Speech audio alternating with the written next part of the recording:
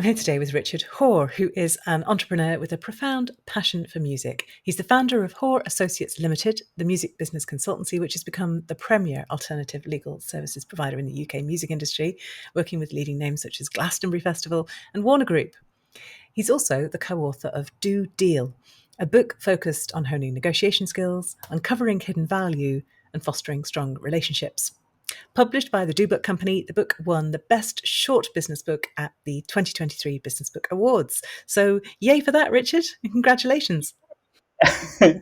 Yeah, still recovering from all the excitement. Was it fun? It was amazing. I've never been to anything like that before in the in the book world. Been to lots of award ceremonies in the music industry, and it was very different affair. I think slightly more wild, I would say.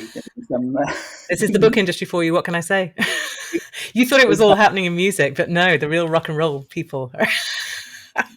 So yeah, we didn't know. We had no idea that we were going to win, and it came as a tremendous shock and surprise. But absolutely delighted, and the feedback since has been fantastic. Oh, fantastic. Well, it was lovely seeing you, your delight on your face in the night. And I was talking to Miranda, your publisher, afterwards, who was jumping around the rooms. That was it was really lovely to see her joy too. Fantastic.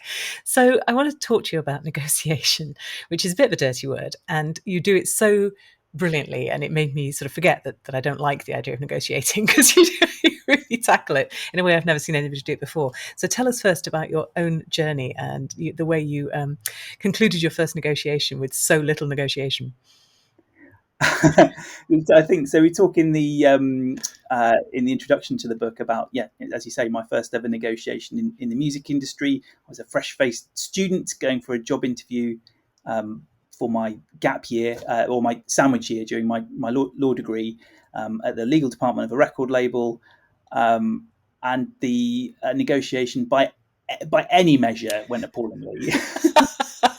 Well, not for the person with whom you were negotiating, obviously. Exactly. So I was offered an incredibly low salary. We talk about it in the book, but I can hardly bring myself to repeat it here. And I just simply accepted it, no questions asked. And so I think what was really interesting when we were writing the book was kind of looking back on that 20 years ago, and looking at the types of negotiations which I have to deal with nowadays. Really, I suppose, seeing how far my own negotiation journey has come, and I hope trying to encourage people who like you said, lots of people feel very nervous or intimidated about negotiating with people, or people with more experience at the negotiation table than them, and really just trying to get down in a short book, which is what the book awards recognised, some of those practical tools that people can bring to the bargaining table. Yeah. It is worth saying, though, isn't it, that actually it wasn't a bad deal. I mean, just because, and you just talk us a little bit through the kind of the principles of negotiation and what you need to think about when you decide whether you are going to accept something that perhaps is suboptimal financially.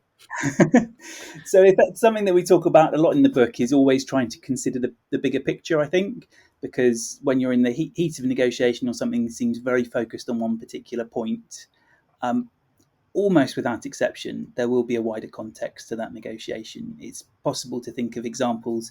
We talk about, if you're haggling in a market on holiday with someone you're never likely to see again, that that's a very different type of dynamic to most of the negotiations which we encounter in our day-to-day lives in business, because whilst it may seem like the one and only thing that you're focusing on in that particular negotiation, the reality is that it's part of a much bigger conversation, hopefully, and it will be about a relationship that you're seeking to develop with people over time. So in the case of that first salary negotiation, that was 100% the case. On paper it looked terrible, but in reality it gave me first step on what's still a very difficult ladder to get onto. Working in the music industry, working in legal services in the music industry is very competitive nowadays, and so it gave me an entrance point, got me in at the ground floor, I suppose.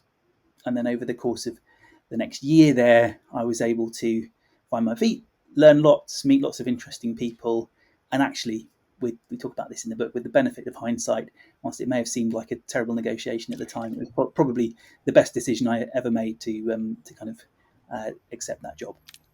Which is, I think, a lovely way of reframing it after the fact.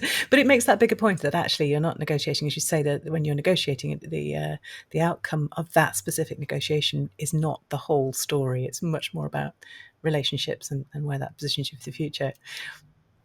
I mean, you didn't start off as a negotiation expert. So what led you to go, do you know what, I'm going to write a book on negotiation?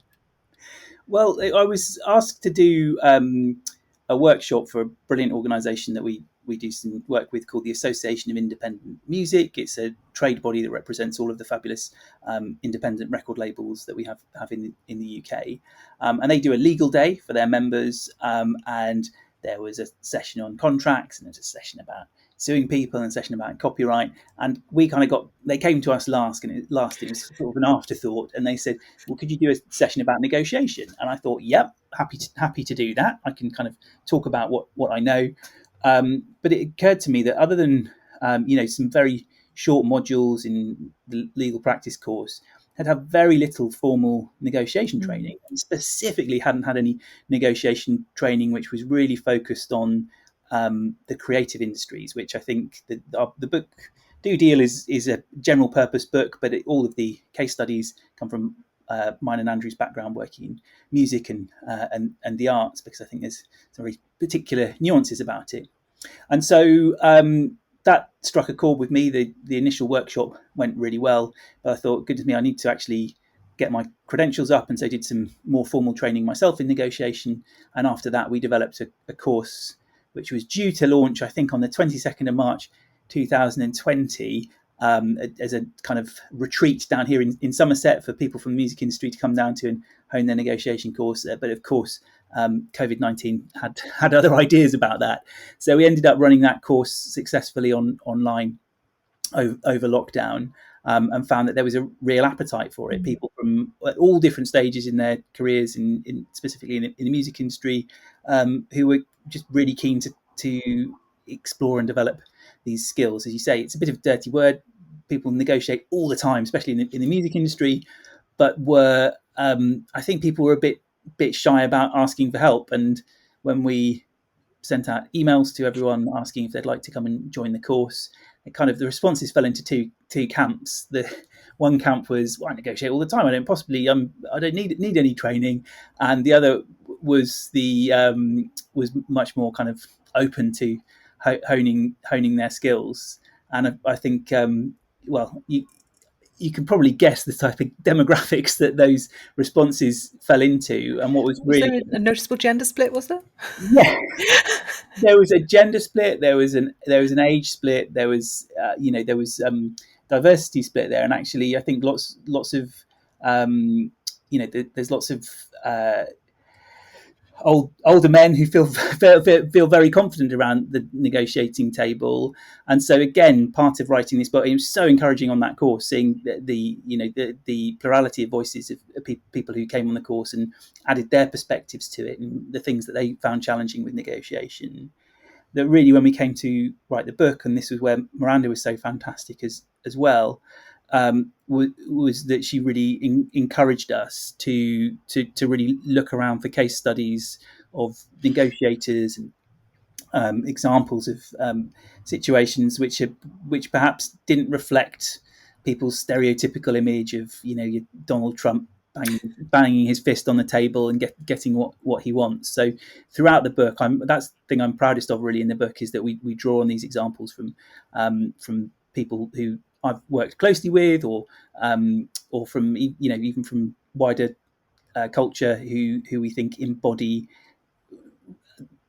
and exemplify great modern negotiation practice.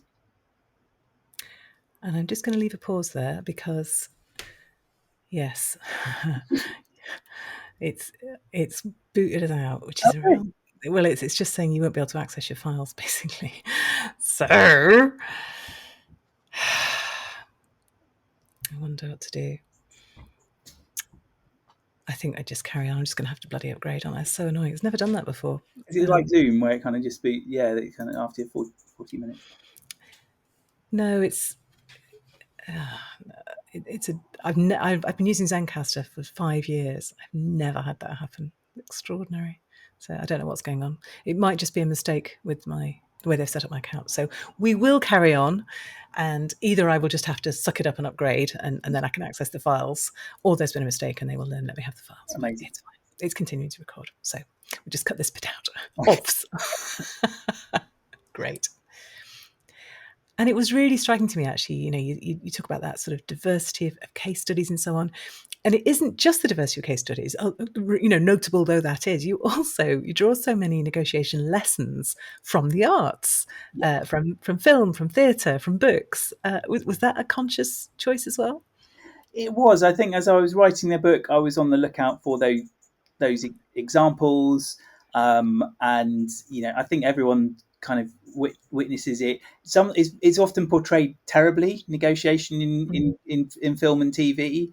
I can't remember whether we talk about it in the book specifically, but Miranda and I definitely talked about it a lot. So the television series Succession is brilliant at capturing the kind of the nuances of negotiation, those subtle power plays, the kind of the gathering of these very important discrete pieces of information, which can make all the difference around the negotiation table, and also, of course, the interpersonal challenges that come up in negotiations, particularly when it's your own dysfunctional family, I suppose. I'm the last person on the planet who hasn't seen Succession, so I can't I can't really speak to that. You're But I'm sure listeners will know exactly what you're on about. too busy reading books by the sounds of it, but it's brilliantly written, and yeah, the negotiation in it is as true to life, I think, as you'll find on TV. You your writing is interesting as well. So apart from all those sort of literary and arts references and the diversity that you've clearly consciously brought to it, do books have a really distinctive format? Yeah, Don't they? They're very very short, very punchy. They're quite highly illustrated. And was that a helpful constraint, or was it frustrating? it was fantastic. From my perspective. So um, I read most of the books in Doo's back catalogue before I'd even approached Miranda. I started my business about 8 years ago, and was switched on to the series by a friend of mine who lives in the town where we're based. And I found the book so instructive and so helpful in terms of setting the trajectory for my business. And I just everything about the series. I think I just can't say enough good things about it. And so, really, when it came to writing the book, there was the first place I wanted to go was to chat to Miranda. I had a mutual friend who'd illustrated one of the books. I think it was Do Disrupt, called Anthony Orham, who's a fantastic illustrator. And he was kind enough to introduce me to Miranda. Again, this was all during lockdown. And my pitch, it was a difficult pitch because everyone who has written a Do book up until then had given a talk at the Do lectures, which Yeah. happens every year in West Wales. I'm going to next year, but I hadn't been to it and I hadn't given a lecture there, so it was they were having to make an exception, but were able to do so because obviously the lectures didn't run for the 2 years during COVID. So we kind of got in by the skin of our teeth, and that was all the more reason to really take it seriously and try to come up with something which was going to honour the all the other fantastic books in the series. And so when it came to writing it, personally, I found my part of it felt quite natural because I was used to the style. Andrew, my co-author, I don't think he'll mind sharing, found it more challenging. I think he's a very experienced negotiator, and I think there were probably times when the lack of with the more casual nature of the writing perhaps wouldn't have been his natural style, but it was a brilliant exercise in collaboration for the both of us because we were able to combine our skills there and come up with a book which we were really proud of and which has gone on to win this award. So feel delighted. And I'm always interested in how authors write together. Yeah. because there's as many different ways of doing it as there are co-authored books. What was your process? So our process with it was that we started writing. We thought we were going to write a chapter each, sort of take it in turns. But obviously, the challenge with that is ensuring that there's a consistency of tone and style Mm. throughout it. And so what we ended up doing was we would brainstorm the chapters and the ideas, and then it was really down to me to kind of translate that into the tone that I felt comfortable with, and that I thought Miranda and the Do Books team would it would fit with their style, and then back and forth with Andrew on the content and the style, with mutual sign off on the end result. So it ended up being very very collaborative. We had it before we got to that point. We had a few had a few kind of lively conversations about the way in which the book was going to be written. And there's some fantastic emails where we're actually negotiating with each other in the course of writing the. That's properly walking the talk, It isn't it? really is. And again, I was really proud of the way we ended up with it, and I think we can both be really really proud of the finished product. That's so funny. And for you personally, I mean, obviously, the music industry is your natural home.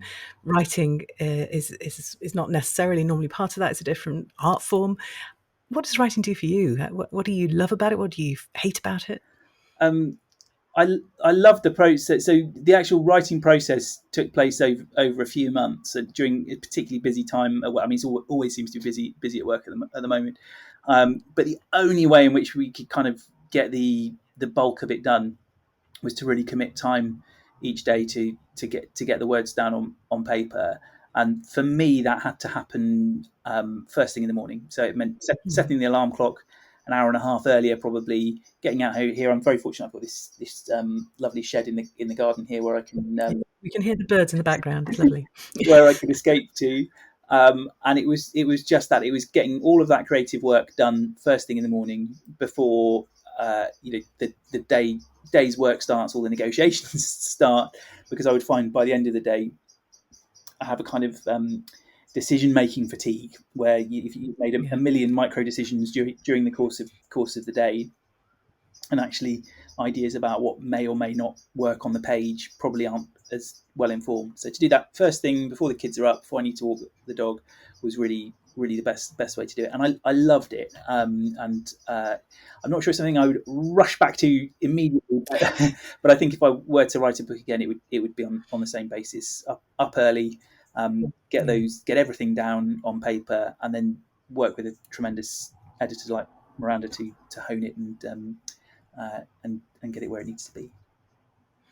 And I think what's interesting about when you're writing like that, I mean, maybe all of us secretly wish we could sort of take ourselves off for a month and, write in a beach hut and just immerse ourselves fully in it.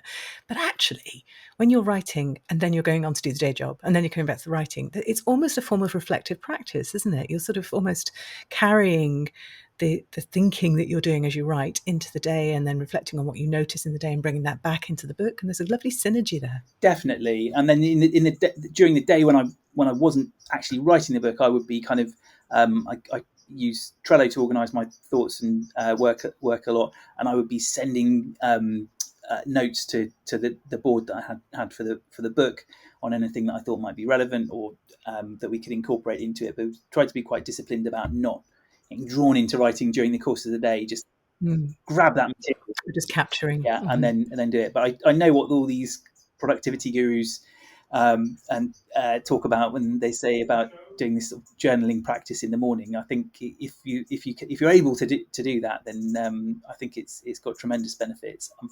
Unfortunately, when there was not a book at the end of it, I'm finding it difficult to do anything like that with all um, the other challenges of life and work and all the rest of it. It's the golden hour, isn't it? Before before the world gets hold of you and you can do your own stuff. Would that be, so I always ask my guests for their single best tip for somebody who's just sort of starting out on the book writing journey. Yes, If I were to ask you that, what would you say? I think treat it as as something that you have to do. I felt that it wasn't. I wanted to write a book in the past. I think about the music industry more generally, but I didn't necessarily. I mean, it's possible that could have helped people along the way, but for me, there's a plethora of negotiation books out there. But I really didn't feel that there was something that captured in less than 150 pages really practical examples that spoke to you in a language that you would understand, and it felt like something that needed to be done. And so I think having a sense of purpose about the book is really important. And again, I think it definitely helps if there's a publishing house or if it was very straightforward for me in the same way that become a music lawyer was quite straightforward when I realised that I wanted to work in that sector. There are only a handful of firms that do that type of work, and so I was able to target my applications to those firms when I was training, rather than sending off millions of job applications. I think when it came to writing the book, I had a very clear idea of who I hoped the audience might be, and so that certainly made things more straightforward because I was able to kind of take a much more targeted approach rather than scattergun approach in terms of approaching different publishers. Yeah, it's really interesting, and it's lovely that you had almost kind of inhaled that back catalogue, and it was hardwired in you as a writer that that's the style, the format, the very easy to read, practical. I would say light-hearted. That's a bit crass, but it's very real, very colloquial, very I think conversational. they're authentic as well. They come from people who everyone who's written the book is speaking Yes, they're all doing it. about what they're doing Mm, exactly, and it's the practical side of it, and the lots of stuff that we read about negotiations talk about the noun of a deal, the physical piece of paper and the whatever that entails. I think what's really really fun when we're talking about do deal, we're really talking about the verb of how you deal yes, with people as a as a process. process and Yeah. an Mm, ongoing kind of living thing. And increasingly, that seems to be the way it works. Certainly in music, the relationships tend to be a lot more fluid, and it's rarer now that you see labels and publishers try to kind of put manacles around artists for 10 albums at a time. It seems to be moving towards a position where those relationships and partnerships are a lot more even-handed and mutual. yeah. So interesting. And I also always ask a guest to recommend a book that listeners should read if they haven't already. So I'm really interested. You're just going to just basically unroll the whole of the backlist of two books, but try and limit yourself to a single book. What do you think people Well, should anything read? in the Books catalogue, absolutely. Yeah, Yeah, I would say taken as read. the book that I'm going to recommend is one that I wish I'd read before I'd written our book, although perhaps not, and I'll explain why. It's a book called The Origins of Virtue by Matt Ridley, who's written some fantastic books. Another one I read called The Rational Optimist, very kind of really really smart popular science books. He wrote one more recently about the Wuhan pandemic leak possibilities, which I think is slightly more controversial. But he's an excellent writer. And the origins of virtue the subtitle is Human Instincts and the Evolution of Cooperation, and it really gets the underlying kind of science and evolutionary psychology behind a lot of what we talk about in the book, and the idea that whilst we might think that people's natural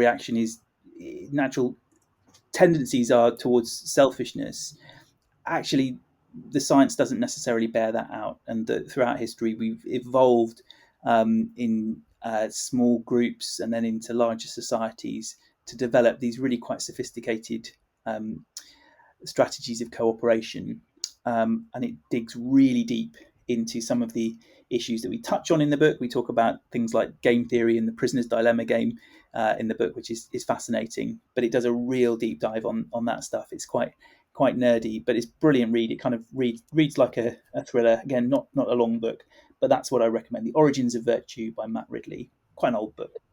Brilliant. I haven't read it, and it sounds absolutely fascinating. It sounds quite not hopeful, optimistic. So it's Right. nice to hear something positive about human nature.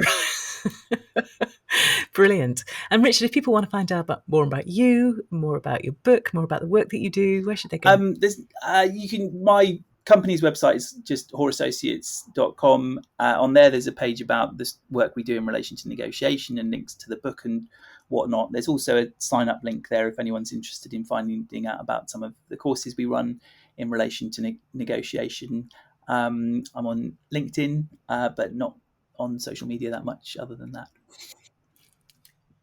Fantastic. Well, it's so interesting talking to you. Thank you so much for your time today. I've Thank really you so enjoyed it. much for having me, Alison, and hope to see you soon.